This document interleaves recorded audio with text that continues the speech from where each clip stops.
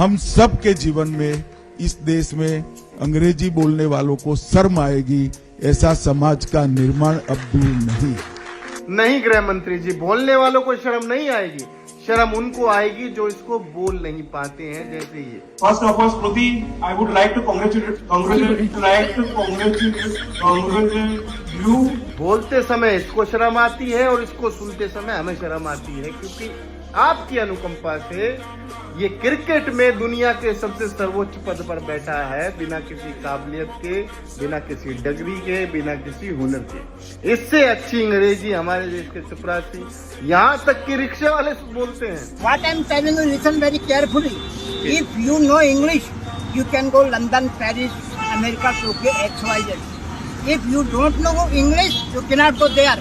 That is why I'm telling you, learn English and you talk English. It is international language, you know. और यदि आपको वास्तव में ऐसा लगता है कि अंग्रेजी बोलने वालों को शर्म आएगी, तो आपने सिंदूर ऑपरेशन के लिए जो डेलीगेशन तैयार किया था विदेश जाने के लिए, उसका अध्यक्ष शशि थरूर को क्यों रखा, जो कि सबसे बढ़िया इंग्लिश बोलते थे?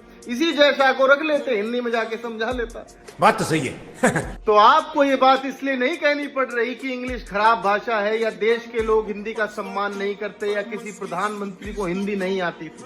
सबको आती थी, सब सम्मान करते हैं, लेकिन आपको ये बात इसलिए कहनी पड़ रही है क्योंकि भारतीय जनता पार्टी के नेताओं को इंग्लिश नहीं आती। अरे बाप रे, ये तो धोती खोल रहा है। तो अपनी कमी को छिपाने के लिए आपको इस प्रकार की बातें बोलनी पड़ रही है। वैसे यदि आपको एक भाषा से अधिक भाषाओं का ज्ञान है, तो ये तो अच्छी बात है ना, कि देश का व्यक्ति हिंदी बोलता है, इंग्लिश बोलता है, स्पेनिश बोलता है, फ्रेंच बोलता है, तो ये तो टैलेंट की बात है ना।